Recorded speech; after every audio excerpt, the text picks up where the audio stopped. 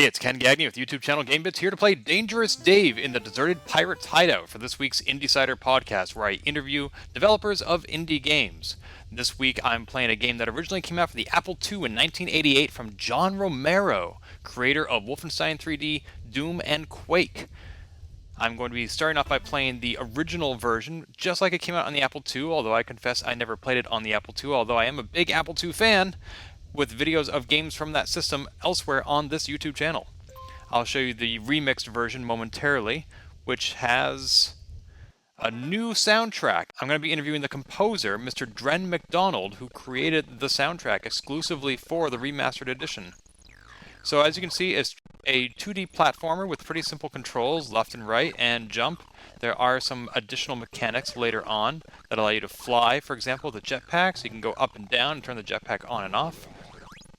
But your goal is to get all the treasures in each level. As the levels go on, they do get bigger, and there are my scores from having previously played this level. Now this is a little bit more complicated. You can see that there are fire pits. You can die on this level. I don't believe you could die on the previous one. You can see if I try to get that red gem beneath me, I will die, because there's no way to fall down and get back up without hitting the lava. I have 3 lives, as you can see from the top right. So I'm going to get as many gems as I can without giving up any of those 3 lives. And then I will switch to the remastered edition after I finish this level, so you can hear some of that awesome soundtrack. But first, look at that, it's a jetpack! So this game is very reminiscent of Commander Keen, if you ever played that game up on MS-DOS, if you remember those days. This dates back 20, 30 years. Up there. And you have limited jetpacks, you have to be very careful how you use that. You want to turn it on just when you need it. And no longer. Uh-oh. I might not have oh no! Crash and burn. Now I can get extra life by watching an advertisement, which is why this game is completely free to download. Okay, do I have enough jetpack left to get that last gem? Probably not. But I'm gonna go for it anyway. Oh! Didn't even get a chance to turn it on. Boo. Okay. And then I would just run over to the exit. You saw where that was. So let us switch back and get to the remastered edition. This is the story of the game. You can hear that there is no soundtrack, just some pretty simple sound effects. I don't actually see a way to get back to the remastered edition from this point in the game. So let's reboot and start over, and this time we'll choose high definition. So now you can see the graphics are much different. The gameplay is still the same, though. There is a little bit more story, a little bit more prologue, a little bit more narrative. Dave discovers his nemesis Clyde's evil plan. Has there ever been a good person named Clyde? Probably, if you're listening to this video. Sleep tight, Dave. I took 14 of your trophies. I think I'm going to make some golden armor out of them. Sweet dreams. Love, Clyde. I don't think he actually loves me.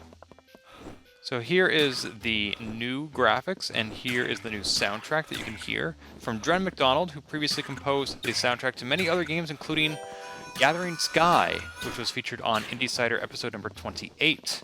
One of my favorite games on this series because it was just so unusual and relaxing, and the soundtrack played a big part of that. So I'm very excited to talk to Dren. So stay tuned to YouTube channel Gamebits for the interview coming up, both in the audio edition if you just want to listen to it, or right now paired with footage of this game. Today I'm speaking with Dren McDonald, the composer, sound designer, and audio director for Nerd Tracks. Hello, Dren. Hi. How are you today? I'm doing great. Excellent. So you provided the soundtrack for Dangerous Dave, correct? Yeah.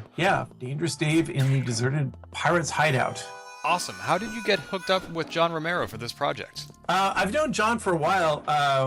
We first worked together back in 2010 on Ravenwood Fair when he was consulting for Low Labs, and he brought me on over there. I want to say like 2 months after that game launched. He had been doing all the audio design for that game when they launched it.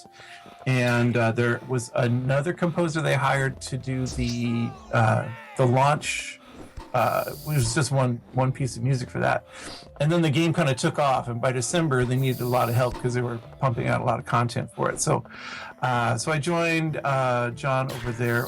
Brenda was there too, so it was John and Brenda who were kind of consulting at Low Labs, and I started working with them at that point, and then kind of continued on working with them on a lot of different projects. We worked together. They brought me on as audio director at Loot Drop when they started that company, and we worked on Ghost Recon Commander together in Peddington Park, and a couple other projects that, well, one just actually got finished. Something we started there called what is it called? Charmcraft Hollow, and that recently just came out. It was something we started there. And then when they went to UC Santa Cruz and were running the game design master's program there, they brought me on the board of advisors, and I taught the first audio class one quarter there. I was a lecturer for that. So we've worked on various projects together, a few other things that haven't come out yet and whatnot, but we know each other pretty well and enjoy working together. And I think this all came up when I was at a party, I think, at their house, and John told me he'd been working on redoing Dave and just putting it out on his own for fun. And so we talked about how funny it would be to do some music for that. And I just started doing it in my spare time. It just seemed like a fun, the spirit of putting the project together just for fun was something I was into. So we just kind of went from there. It's a project that's been in the works for a while. I seem to recall John mentioning it in the Apple II enthusiast group on Facebook as long as 2 years ago. It could be. Yeah, he might have started it that long ago. I mean, I finished the soundtrack about a year ago. So it's been kind of sitting around and just waiting for John to basically work on it. He had a few people doing some translations that he was waiting on, but mostly it was up to him since he was the only coder on it. So he was kind of tweaking it and working on it when he could, but he was in the middle of a major move from California to Ireland, and then changing, basically, moving his whole operations out to Ireland and the family, and selling a house, and went through a lot of change in the last year or so. So he kind of got put off to the side. I actually think he shipped it while he was on the boat from New York to Ireland. I think he shipped the game from a ship. Wow. Yeah, I think he finished it while he was on that boat, and sent it to be approved by Apple from the high seas. Now, like me, did you grow up playing his games, either Dangerous Dave on the Apple II or Wolf 3D? I had played them, yeah. I mean, let's see. John and I are the same age, so I was, doing my thing in the early 90s, maybe when Doom and those things came out. I was certainly playing a little bit of games, but I wasn't immersed in it as I had been previously or afterwards. At the time, I was releasing all these albums, the band, and touring a lot. But I had played Doom, of course, and I played Wolfenstein. And I actually didn't play Dave before those. So, but I certainly had played the big ones. So as you know, the original Dangerous Dave didn't really have much in the way of a soundtrack. What did you look for inspiration when coming up with your own? You couldn't just do remixes or rearrangements of classic tunes. This was an entirely new project for you. Yeah, that was part of the fun with it, because we basically had two things to go on. We had the first game had all the kind of standard computer game chip sounds that you might expect in the game, and then the other thing that the game had going for it was based on a hillbilly type character in the swamps of Louisiana. So I was kind of taking those things into consideration. How can we blend these things and come up with something kind of original? It didn't seem right to do just chiptunes kind of soundtrack, because the new artwork didn't lend itself to that sort of treatment, and it wouldn't seem right to do something that was, I don't know, maybe not as original. I mean, doing just a straight chiptune soundtrack, well, there's nothing wrong with it, it's not as original as maybe John or I wanted to do for the game. And then, taking the hillbilly kind of thing into account, we thought it would be funny to include a lot of instruments along with some of the original chip sound kind of things and seeing if we can make something work like that. So that's what we had to go on. You're right, there was no music in the original, just those computer-generated sounds in the original game. Pretty sure they're computer-generated. Anyway, that's what I kind of took for inspiration on that. That plus the fact that it all takes place at night and in the swamps and in these kind of mysterious places where the pirates used to hide out, but they're all gone now, and now Clyde is in there with your trophy collection. So was chipbilly the genre that you referred to this game's soundtrack by? Is that entirely your own invention? Well, I don't know if I've heard of anyone else. I don't want to take credit for it if someone else has come up with it, but it's something that I was calling this all along, which I thought was pretty funny. It just was a term that made me laugh. So I haven't heard it elsewhere. Someone did point out there was a guy who was playing, I think he was just playing banjo to other video game music, but I don't know if it was all chippy sounding. I want to say it was mostly just mostly kind of bluegrass style that he was playing these songs in. So I don't know, maybe it's an original thing. I don't know. When I do a Google search, the hashtag that you created for chipbilly is like the number 1 through 5 hits. So I don't know that anybody else is talking about it. Okay, well, good. Then I'm starting a trend. Yay. One of the things I like about the Apple II, which was the original platform for Dangerous Dave, were the technical limitations. When you have only so many colors and so many kilobytes of memory, you have to be really creative with how you approach the medium. That certainly isn't the case as much nowadays. You can throw more processor speed and more RAM at any sort of obstacle that you have. So what sort of limitations did you impose on yourself as opposed to what limitations did the hardware impose on you when creating this soundtrack? Yeah, well, if you listen to the whole soundtrack, you'll hear that I kind of stuck to a palette to the whole thing. I didn't get too crazy with a lot of different sounds. I stuck to... I want to say about 4 or 5 different, sine waves or square waves for the chip sounds, and then I pretty much stuck to fiddle, dobro, stand-up bass, banjo, fretless banjo, and lap steel, and I think that's pretty much all I used for the whole thing. So I did try to just limit the palette.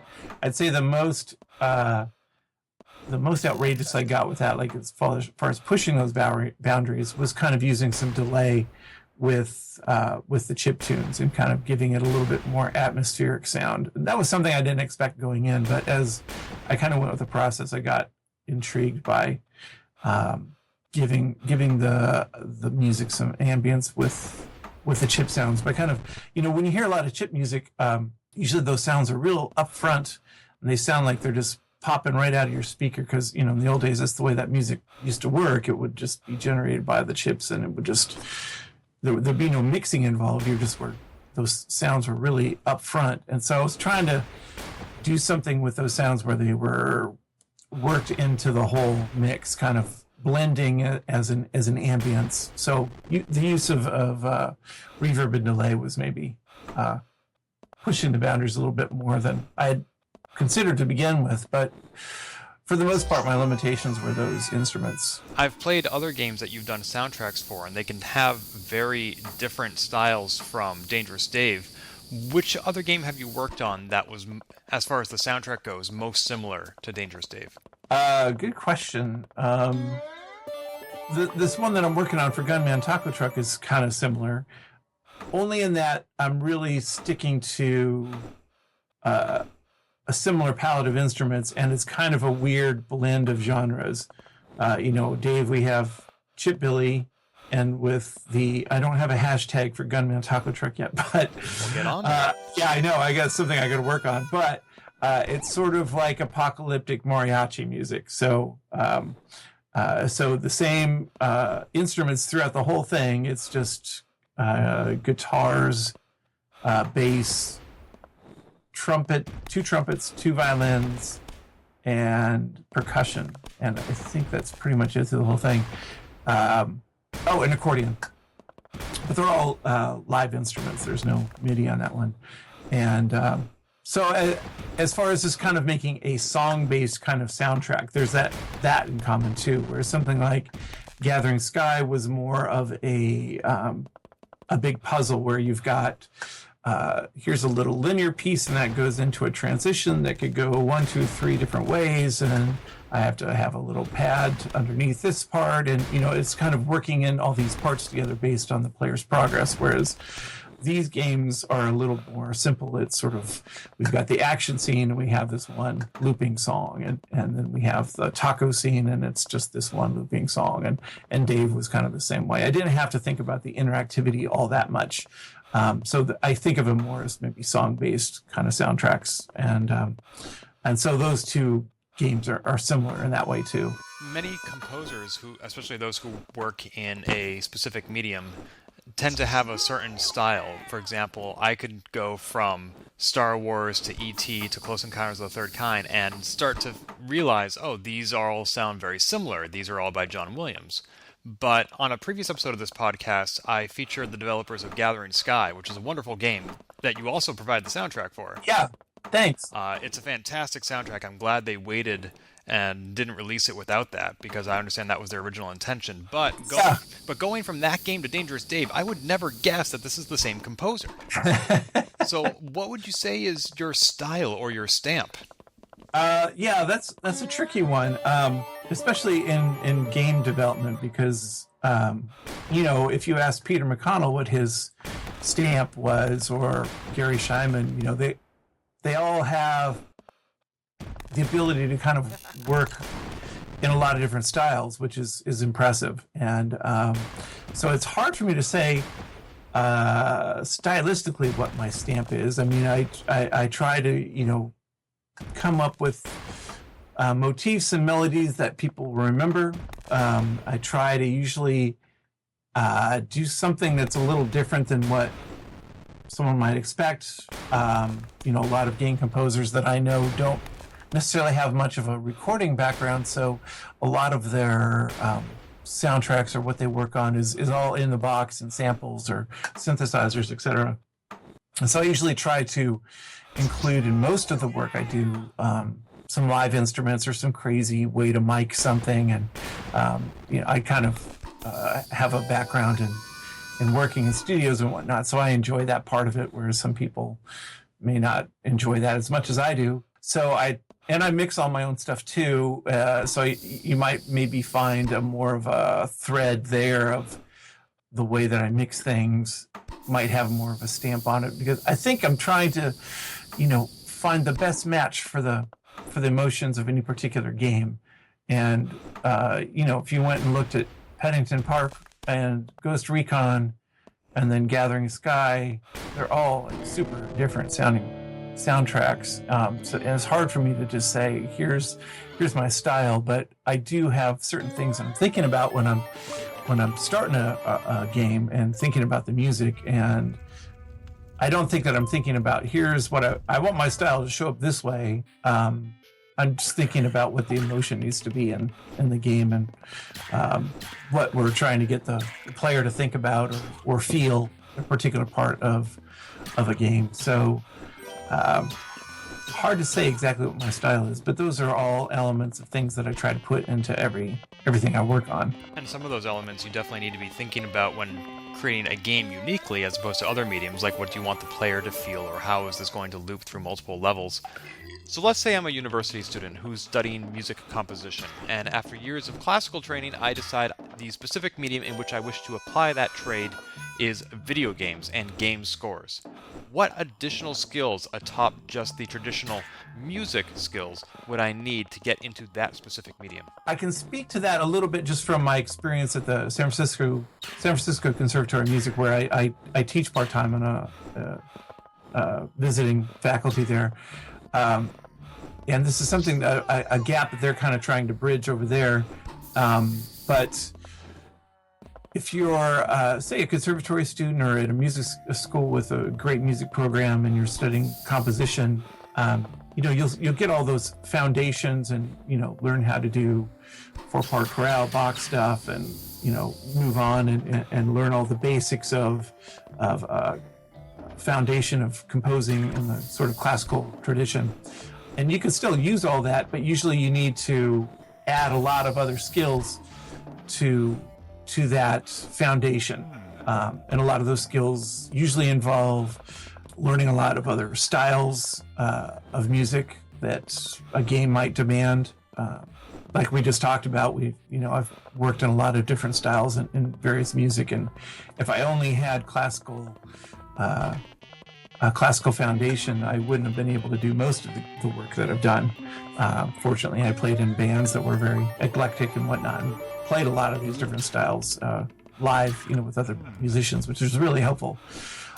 Getting back to my point here, which was, you need to add things to that foundation, which would be, also learning how to use a digital audio workstation software like, Pro Tools, Logic, Reaper, that sort of thing, and getting familiar with using sample libraries and synthesizers and learning production techniques. And that is all stuff that's expected of a modern composer. You have to be able to maybe write a string quartet and then turn around and do a dubstep thing for an ad or whatever it is. It helps to be fluid throughout all these sort of styles. I mean, I've come across some other games like Cooking Dash, where I've worked with Tom Hall, who was also at id Software, and he'll throw crazy things at me like, okay, this music for this venue. It's an Italian restaurant, but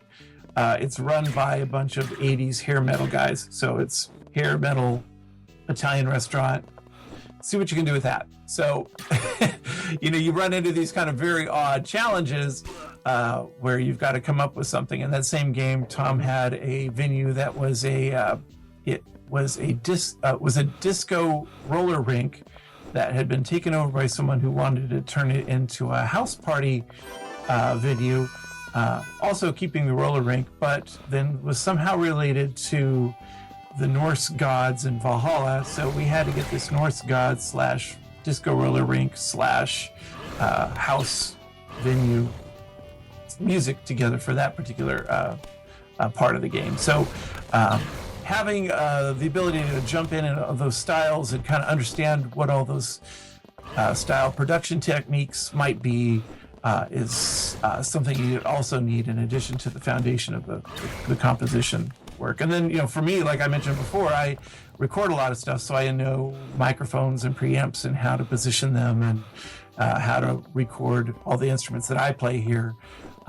So that's another layer on top of that. And then on top of that, another layer of just understanding all the different genres of games that are out there that give you the ability to talk intelligently with a game designer about what they're trying to do with their game. If you don't know the difference between, Fallout and Candy Crush, then you're probably not going to be very successful. No, I imagine not. The reason I asked this is because, as somebody with little to no training in music, I was surprised when I went to your website and under the list of tools that you're familiar with, it lists things like Unity 3D, Git, and Jira, which is what I would expect from somebody who's developing a game, not the musician. I didn't realize that there would be such overlap. Sure, yeah. I mean, for me personally, I don't want to be the kind of person who says, I just do the music, I'll send you a WAV file, it'll all be good. That's not really where I'm coming from. I want to be a part of the team and be able to contribute just like an artist or a coder will be able to contribute, and you feel a lot more part of the team when you can be involved that way. Say you're on Skype or Slack with your team and you're all using Perforce and you're all committing files to the build and you see the build the next day, you feel a lot more part of the team. So I find it helps to really be literate in all of those pieces of software so that you can really get involved on a deeper level than just, okay, that's the kind of music you want, here you go, oh, here's a revision, here's another revision, thanks, and send me a check. I feel like you're a lot more successful if you really dig in and be a part of what the rest of the team is doing. And that sounds a lot more fun and a lot more exciting, too. Yeah, absolutely. I mean, one of the reasons I was drawn to game development, say than as opposed to writing for film or TV, was just the fact that I would be engaged with people who are working in all these different disciplines. It's exciting for me to be able to talk to an artist or an animator and get their point of view on these characters or these scenes in a game, or the game designer. Talking to all the people working in different mediums is something that I find kind of stimulating about the whole process, rather than just being stuck in working with, say, a producer and a bunch of audio people all the time. I think it's more exciting. And you certainly have a lot of work ahead of you. You have an amazing portfolio that's growing every day. And Dangerous Dave, the game you just worked on, the original series encompassed nearly a dozen different games. Any chance that you'll be back for more? We'll see. I know John has the rights to it now, so we'll see what he decides to do. It would be great to do Haunted Mansion. That one would be fun. I doubt we'll see copyright infringement anytime soon, but we'll see what John has up his sleeve as far as future Dave iterations. But the next thing is Gunman Taco Truck, so we'll see how that goes. And that is by Brenda's son, correct? Yeah.